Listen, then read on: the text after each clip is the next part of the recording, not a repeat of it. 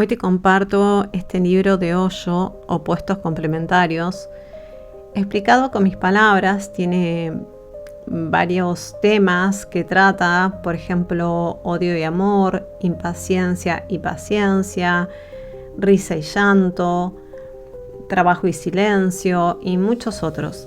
Solamente 24 páginas de un total de 74, porque resulta bastante extenso, pero creo que puede ser un aporte muy útil si quizás deseas ir de camino a la unidad de forma consciente, porque muchas veces cuesta integrar esto de los opuestos complementarios, porque estamos acostumbrados a posicionarnos, a tomar elecciones y a vivir en los extremos, y todo extremo nos aleja del equilibrio.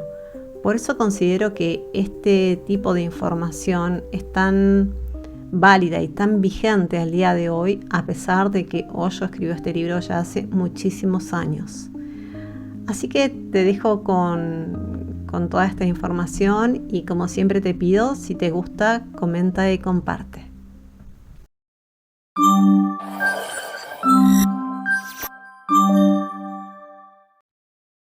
Hoy te quiero hablar de un libro que llegó hace muchísimo tiempo a mis manos, y en ese momento la verdad es que lo leí todo. Me pareció bueno, me pareció algo diferente, me pareció como muy integrativo. Sin embargo, creo que realmente uno se da cuenta de la evolución de sí mismo cuando esa misma lectura la hace años después. En este caso, la verdad es que han pasado muchos años, cerca de 30.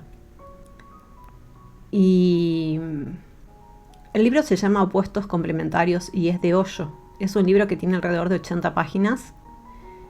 Y como digo, el poder leerlo hoy nuevamente me hace reafirmar en esta admiración que siento por este hombre Osho.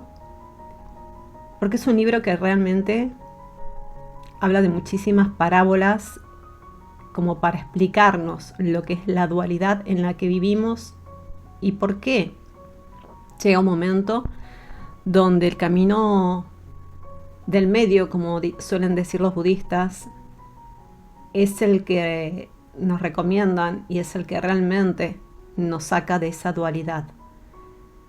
Así que quiero como hacerte un resumen de cada capítulo con mis palabras, y quizás después te animes a leerlo, porque realmente es algo muy válido para estos tiempos.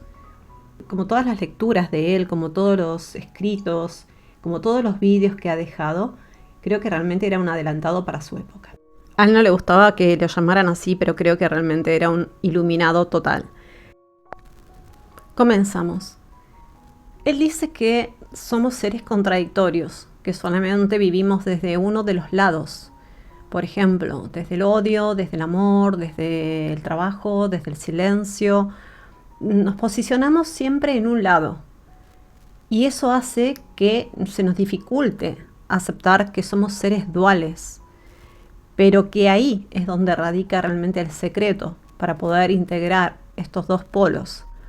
Saber que nos estamos identificando solo con uno de ellos. Es como vivir desde solo una parte, desde lo parcial en lugar desde lo total.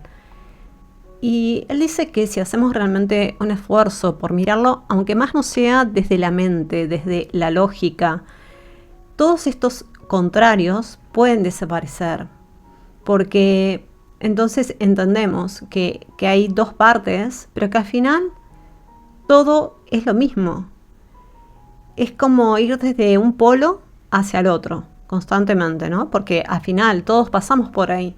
Son como los extremos, pero son extremos de una misma energía. Estos extremos en los que vivimos constantemente nos hacen entender también, cuando podemos observar todo desde ese lugar de no juicio, que la dualidad se sitúa por debajo de la experiencia de la vida, porque la experiencia en sí es neutra, no tiene bueno ni malo, no tiene opuestos, simplemente es vivir la experiencia. todo aquel lugar en donde intentemos posicionarnos, sea de la luz o la oscuridad, desde el amor y desde el odio o desde el miedo, tiene que ver simplemente con el sostener ideas que están en un lado de esa cuerda, podríamos decir, que están en un extremo, pero en el otro extremo se encuentra la energía, entre comillas diríamos contraria, lo que es el opuesto complementario. Y al final, entre una y otra hay un punto medio, ese intermedio, donde todo se disuelve, donde ya no hay dualidad. Mundo interno y mundo externo.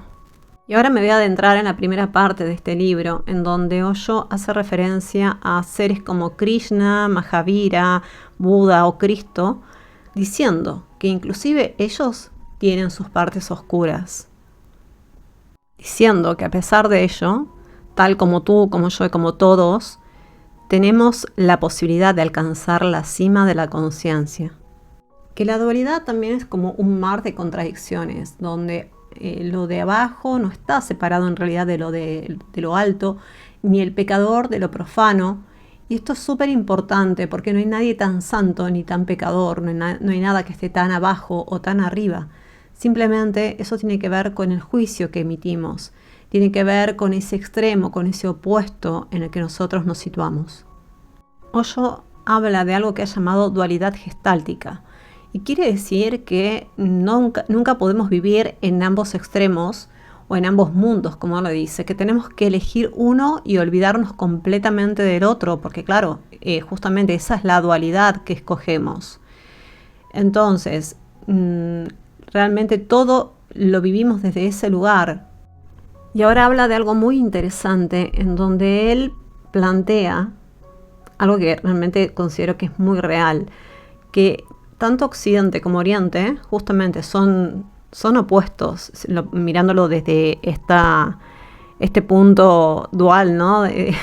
Porque Occidente se ha centrado mucho en lo externo, en las comodidades, en ir a la luna, en la tecnología.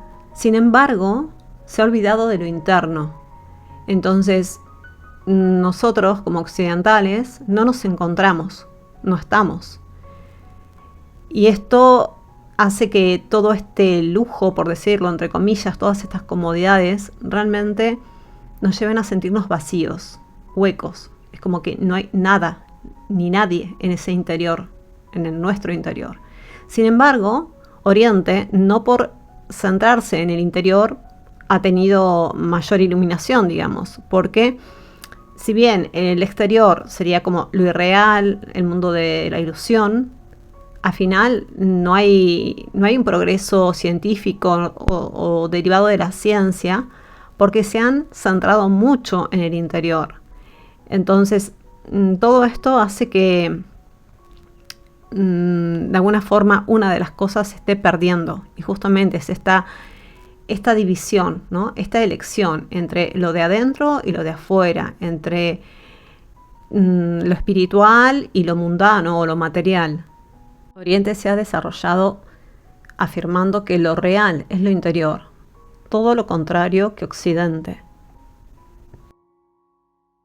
Y aquí propone varias combinaciones de lo que es el sufrimiento a causa de haber escogido una de las dos realidades, porque realmente las dos son reales. Entonces habla del sufrimiento que tanto por ser espiritual como en Oriente las personas han escogido de alguna forma ser hombres divididos, o sea, totalmente por la mitad, y en lugar de eso Osho propone un hombre entero, un hombre integral. ¿Por qué? Porque lo interno es real tanto como lo externo. Entonces, hay que alcanzar un equilibrio para que ambos puedan estar en esa completitud, ser complementados, digamos, de forma equilibrada. Vivir hacia afuera, hacia lo exterior, sin contar con lo espiritual, con tu propio ser interno, con tu propio interior al final, no quita que este no exista. Igualmente al revés es lo mismo. estar adentro en total contemplación y silencio meditativo tampoco quiere decir que el mundo exterior no exista. Odio y amor. Sus puntos de vista con respecto a lo que es el odio y el amor son realmente graciosos.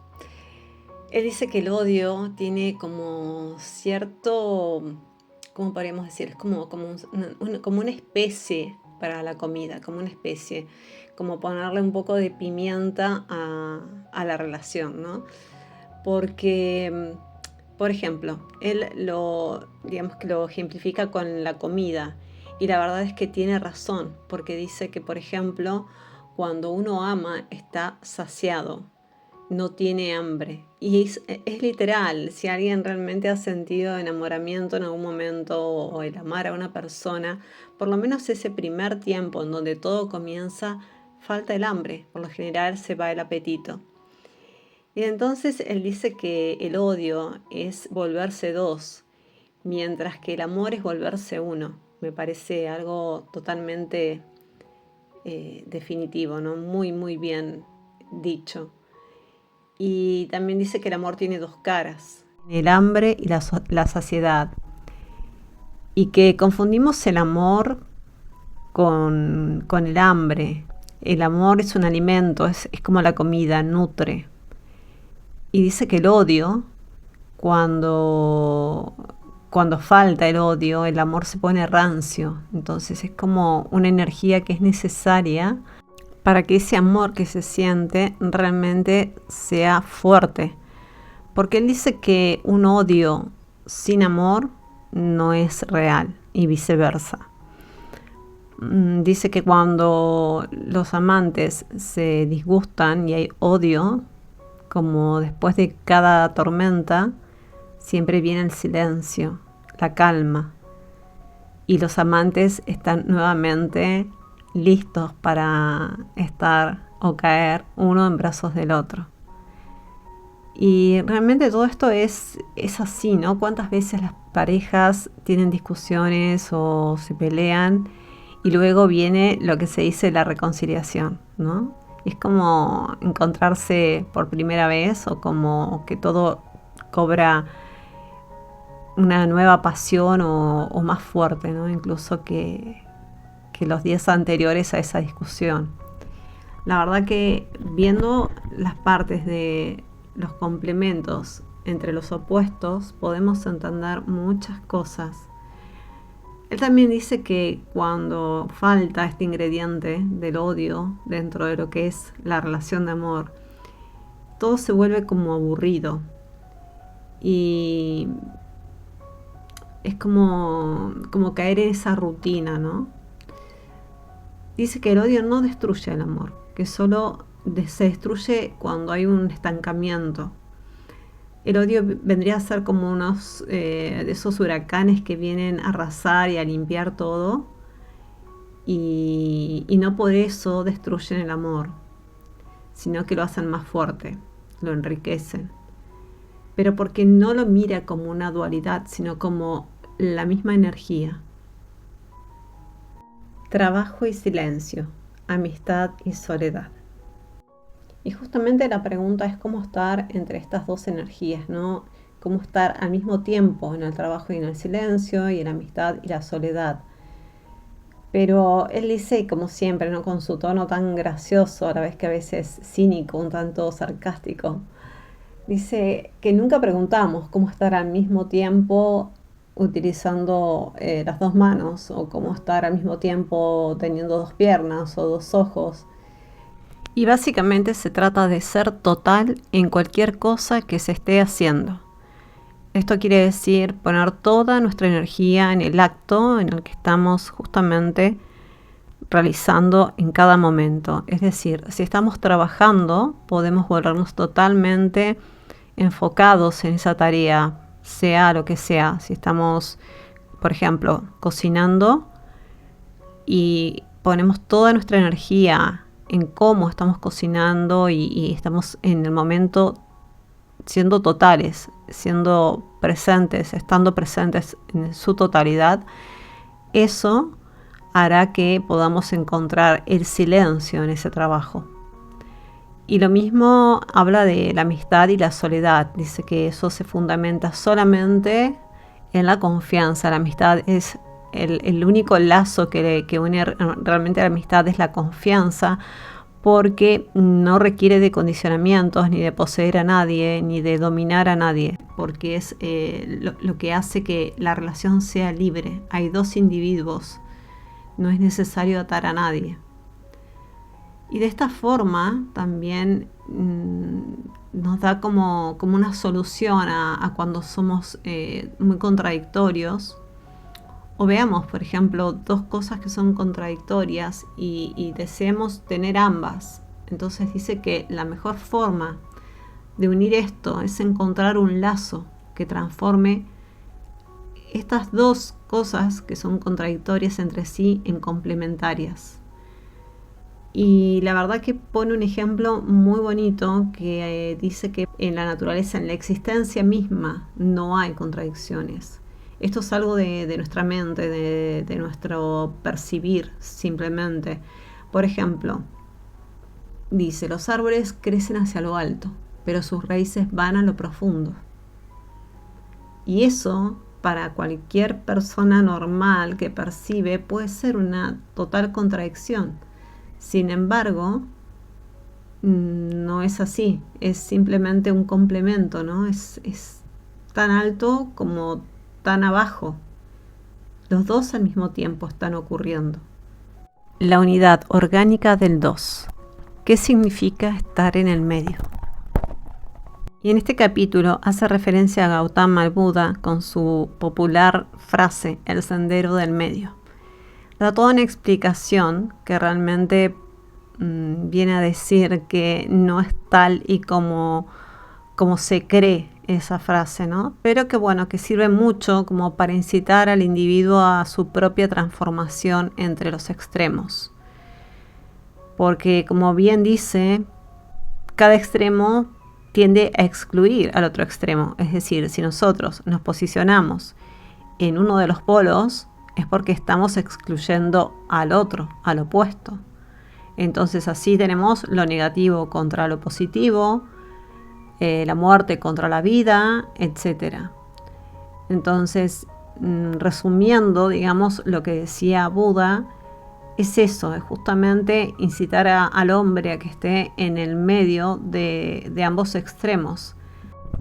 Y por eso, una vez más, habla de que los extremos no son opuestos ni se contradicen entre sí, sino que son complementarios. Por ejemplo, cuando se habla de la vida y a alguien le preguntamos cuál es el opuesto a la vida, automáticamente, y no creo que haya muchas personas que no vayan a responder la muerte. Sin embargo, no es así, son parte de un único proceso. La vida no es algo que termina con la muerte, simplemente es un cambio de plano, de cuerpo, de conciencia. Y asimismo, el día no es algo que termina para darle paso a la noche, sino que ambos estados se contribuyen para formar una totalidad. Entonces, si vamos como uniendo todo lo que voy relatando y atando cabos, realmente podemos cambiar la percepción y dejar de ver opuestos y ver totalidad. Como dice Osho, la existencia es una unidad orgánica, es todo inclusivo en el universo. Esto es como una clave para quitarse miedos de encima, para abandonar ideas extremistas y volverse realmente totales. Porque si podemos comprender que no hay contradicciones, simplemente hay una unidad que incluye ambos extremos de cualquier energía, entonces podemos ver claramente que el miedo simplemente es eso, es el extremo de otra energía, como por ejemplo el amor, y ambos se complementan y forman una unidad. Y todo esto también nos lleva a otra conclusión, y es que todos son prejuicios desde el momento que hacemos elecciones y nos posicionamos en uno de esos opuestos o uno de esos extremos. Si lo llevamos a la religión, por ejemplo, podemos decir que, bueno, que alguien optó entre ser cristiano o hindú o budista o maometano, da igual, simplemente ha elegido. No ha permitido que su conciencia simplemente acepte lo que es el todo. Entonces, esa es otra cosa. Desde el momento que elegimos, estamos escogiendo un extremo. Estamos en contra de algo, excluyendo algo. Estar en conciencia es aceptar, no excluir. Éxito y fracaso. ¿Por qué es tan difícil aceptar ser un fracasado?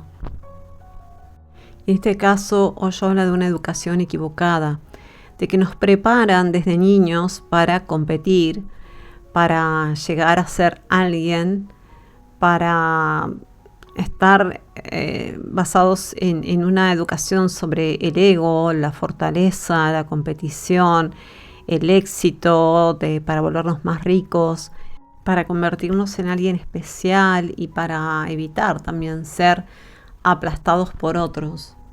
Y nuevamente con su sentido del humor, él dice que no hay nada equivocado en ser un fracasado, que simplemente hay que ser un fracasado total. O sea lo que sea que hagas, como dijo anteriormente, hazlo de forma total. Que alguien tiene que fracasar, no todos pueden estar siempre ganando, que de vez en cuando no es malo fracasar. Y dejando ese humor de lado, la realidad es que el fracaso es, o como suelen decir por ahí, ¿no? La suma de los fracasos es el éxito al final, es el resultado, el éxito. No hay más que probar, intentar, equivocarse hasta encontrar lo que a nosotros nos sirve o lo que nosotros podemos decir que es nuestro éxito, porque al final eso es algo personal y no para todas las personas. El éxito es lo mismo. También dice que las personas no tienen tiempo, que todos están interesados en competir. Y aquí hay algo que lo voy a resumir como la importancia personal, ¿no? Las personas que, todas creo que pecamos en algún momento, por decirlo así, de eso, ¿no? Creemos que somos como el centro del mundo y que todos se están preocupando, se están fijando en qué es lo que hacemos. Y la verdad es que, como dice él, si eres un fracasado al final tendrás la simpatía de todos, pero si eres un ganador no tendrás la simpatía de nadie. Y eso es verdad, porque en estas sociedades como que todas las personas se vuelcan a la víctima, al que le va mal, al que está más necesitado. Pero sin embargo, cuando hay alguien que tiene éxito, que alcanzó, entre comillas, la cima o que le va muy bien, esa persona no tiene la simpatía de todo el mundo. Y seguramente le habrá costado lo suyo llegar hasta ahí. Pero todo eso se olvida. Simplemente cuando se ve lo brillante que está, es como que, bueno, eso no evoca un sentimiento de amistad, no, sino todo lo contrario, ¿no? No despierta muy buenos sentimientos. Al final, su consejo es que nadie se sienta derrotado, sino que se viva la experiencia, pero totalmente, ya sea como derrota o como triunfo, da igual. Disfrutar de ambos lados trae mucho aprendizaje y también madurez. Y sobre todo, y siguiendo su línea, lo que más recomienda es que tengamos un poquito de sentido del humor. Y aquí les voy a leer una historia literal, tal y como, les la voy a leer tal cual aparece en el libro. Y dice así: 3 mujeres se murieron y llegaron al portal de oro donde se encontraron con San Pedro. Y le dijo: ¿evitaste el sexo en la tierra?, le preguntó a la primera dama. Lo evité absolutamente, le contestó ella. Muy bien, le dijo Pedro, acá hay una llave dorada, ella abrirá las puertas del paraíso. Entonces vino el turno de la segunda mujer y él le preguntó: ¿y qué pasó contigo? Bien, replicó ella, más o menos mitad y mitad. Ok, dijo Pedro, acá hay una llave de plata, te abrirá las puertas del purgatorio. Entonces le preguntó a la tercera mujer: ¿Qué hiciste tú? Yo hice todas las cosas que te puedes imaginar y también muchas que no te puedes imaginar. Buenísimo, dijo Pedro. Acá está la llave de mi cuarto. Yo voy en unos minutos. Fuerza y debilidad. Y aquí Osho dice que no nos han educado para el amor. Simplemente, y nada más ni nada menos, ese es el mensaje. El amor, la entrega, la aceptación, la totalidad, en lo que sea que haya. Y dice que la debilidad es hermosa, que tenemos que relajarnos, aceptarla, disfrutarla, porque tiene sus propias alegrías. Y dice que la debilidad es la que desea ser fuerte, que las personas se sienten como en una posición de inferioridad y es por eso que desean demostrar que tienen poder. Y cita, por ejemplo, a los políticos. Son personas inferiores, dice, que tienen ansia de poder y por eso se vuelven, por ejemplo, presidentes, para mostrar que son poderosos. Pero, sin embargo, esa debilidad sigue estando ahí, en su interior, en el interior de la persona. En ese interior se sienten pobres y también lo asemeja con las personas que acumulan todo el tiempo. Estas personas que no hacen más que juntar cosas y más cosas y más cosas materiales, tratando de llenar un vacío interior que a veces ni siquiera se es consciente que se tiene. Simplemente es eso, acumular para sentirse bien, para sentirse más fuerte, para sentirse más poderosos, pero al final nada de eso es suficiente. También habla de lo que es la idea de ser rico. Y dice que cuando uno abandona esa idea, entre cualquier otras ideas que se pueda ejemplificar, la pregunta es, ¿cómo se puede seguir pensando que se es pobre cuando se ha abandonado la idea de ser rico? ¿Cómo se compara, cómo se juzga que se es pobre? No tenemos contra qué compararlo. Si abandonamos la idea de ser ricos, ¿cómo vamos a comparar qué es ser pobre, qué es ser rico? Ya no se puede juzgar.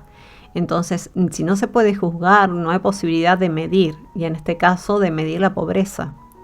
Abandonando esa idea de que se es rico, un día la pobreza simplemente desaparece. Y así podremos hablar del conocimiento con la ignorancia, etc. Dar y recibir. Y aquí habla del chakra garganta, que es el centro del dar y el recibir. Y habla de que muchas personas piden amor, pero que casi ninguna lo da. Y de que también cuando se da, se recibe naturalmente, que no puede suceder de otro modo, que no es posible, porque tiene que ver con la energía cósmica de Dios.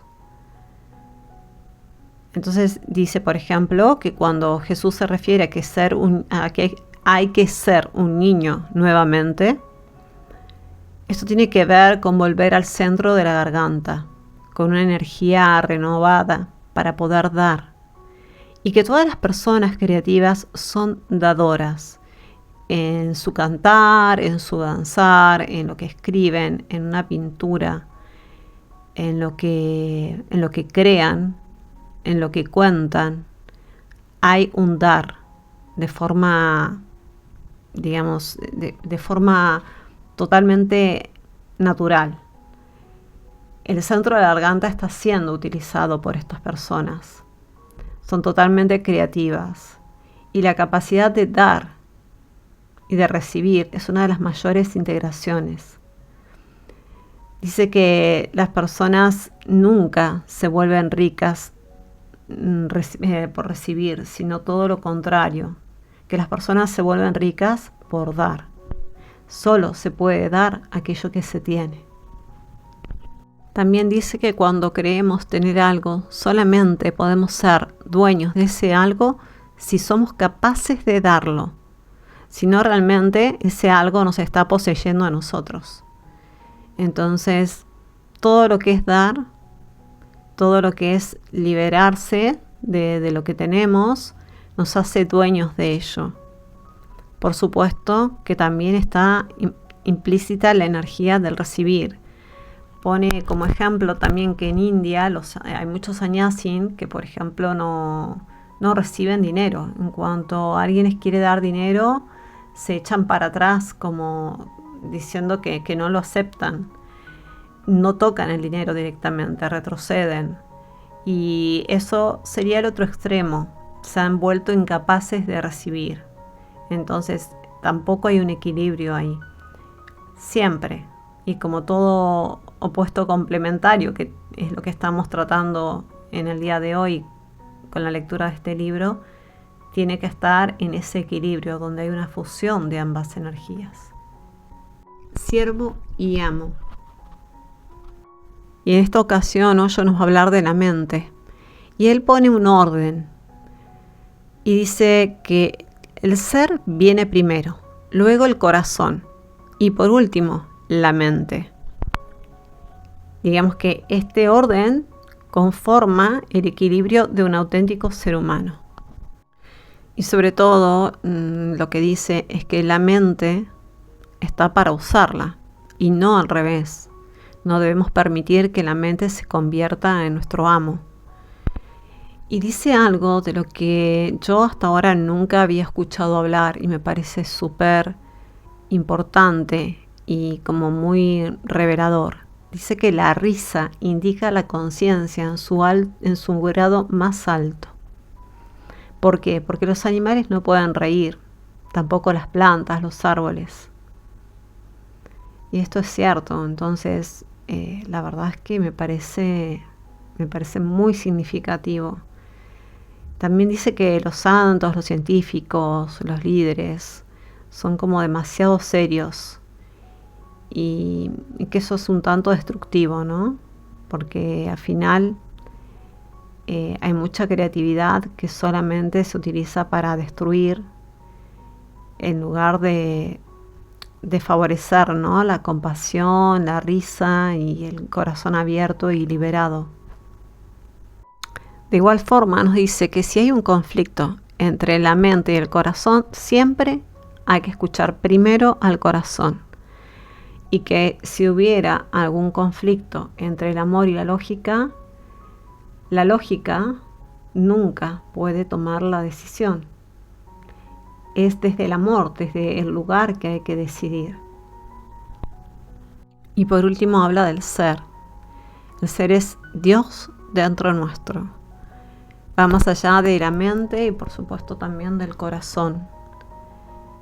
Y dice que traer el ser es iluminar nuestro mundo interior. Porque todas las luces que haya en el exterior no tienen ninguna razón de ser si dentro nuestro hay oscuridad. Y tiene sentido. Él dice, por ejemplo, que en el caso de la mente, la lógica es muy buena para las matemáticas, los cálculos, las cuentas, pero no es buena para las relaciones humanas. De igual forma, la mente no tendría por qué estar implicada cuando llegamos a casa y están los niños, nuestra pareja, está nuestro hogar. Ahí, en ese sitio, es donde debería estar el corazón. Y al ser lo podemos encontrar a través de la meditación, de la existencia, del amor. Ahí donde la mente debería ser acallada, porque no es su lugar.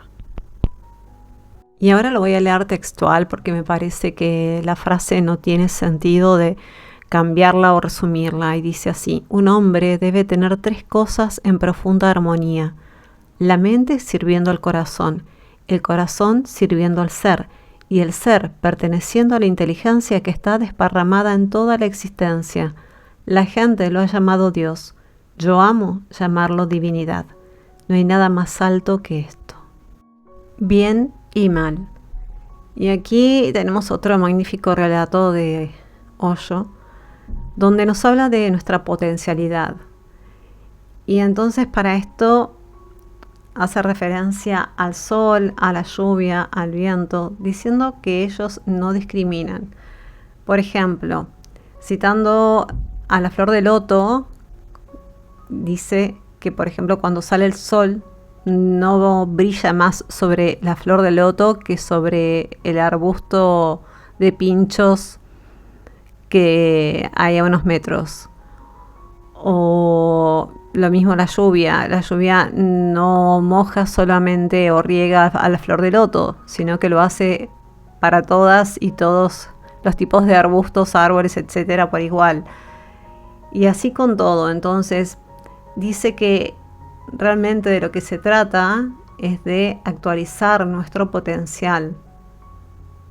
Y con esto se refiere a que si una persona ha venido con determinado talento, dedicarse a otra cosa que no tiene nada que ver con ese don, con eso que realmente le hace sentir pleno, en éxtasis, lograrás estar conectado con tu ego y así enojado, irritado por no haberte permitido desplegar todo ese potencial. Y es aquí donde habla de las religiones y dice que te dividen, que realmente separan todo en bueno o en malo, por lo que al final o estás en un lado o estás en el otro, como venimos diciendo desde el principio, y eso hace que haya una conducta destructiva. A raíz de esto, suicidios, asesinatos, etcétera, porque no se nos permite volar, no se nos permite ser uno con nosotros mismos. Entonces, su frase es: eres bueno cuando eres uno contigo mismo, sin embargo, cuando no eres uno contigo mismo, no eres malo. Y fíjate qué curioso a la vez que totalmente es cierto el ejemplo que pone a continuación. Dice: cuando la casa está a oscuras, solo significa que la luz es necesaria, no condenes la oscuridad. Pero claro, a lo que voy viene ahora. Dice: en la oscuridad, este pequeño lugar se volverá enorme porque la oscuridad no tiene fin. A la luz, todas las cosas se vuelven limitadas, separadas. En la oscuridad, todas las cosas se vuelven una. Que es cierto, ¿no? Risa y llanto. Y ahora habla un poco de la mezcla de estas dos emociones o acciones, también se le podría llamar. Y dice que cuando estos, que ambos sentimientos o ambas expresiones se juntan, no se le llama una mezcla de sentimientos, sino que son expresiones que vienen de un solo sentimiento. Es decir, la alegría viene de esa risa que es tan intensa que desborda, y entonces al desbordarse aparecen las lágrimas, que puede ser también en forma de llanto. Entonces se juntan lo que es la risa y el llanto, pero no están separadas, simplemente es algo que surge a la vez de un mismo sentimiento. Y también habla de la negación de llorar, porque se es hombre, entonces no se llora, y también de la locura que parece reír a la vez que llorar. Dice que nunca condenemos nuestros sentimientos, nuestras emociones, que nos permitamos ser con ellas, y que eso es parte de ser respetuosos con nuestra propia naturaleza. Paciencia e impaciencia. Y estas no son la excepción. Le preguntan: ¿es la impaciencia una parte esencial del crecimiento humano? Y entonces él responde que, como veníamos hablando hasta ahora, si bien ambas parecen contradictorias cuando las observamos por separado, realmente tienen que ir siempre juntas, porque si escogemos solo una, podemos caer en acciones o falta de ellas que en realidad son perjudiciales, como por ejemplo, la paciencia por sí sola puede volverse vagancia, y la impaciencia por sí sola puede traer angustia, ansiedad, etc. Y en este caso pone el ejemplo de la semilla. Dice que si es demasiado paciente, no sobrevivirá porque le faltará ese deseo, ese anhelo de crecer, de florecer, de salir a la luz. Y pueden pasar meses y pueden venir lluvias, tormentas, y si se vuelve demasiado paciente, igual no puede trascender todo eso. Dice que necesita una cierta impaciencia, algo que la motive, ¿no? Como a seguir adelante, a seguir creciendo y que todo tendrá su fin a determinado momento y en determinado tiempo. No por eso se va a acelerar o se va a demorar, simplemente que hay un tiempo para todo. Entonces, por un lado, se tiene que mantener suficientemente viva y despierta para que cuando llegue el momento no esté dormida y muerta. Entonces, eso tiene que ocurrir para que pueda seguir a su destino final. De otro modo, bueno, es eso, o cae en la total paciencia, que igual es demasiado lenta, demasiado perezosa para seguir adelante su camino, para despertarse, para elevarse.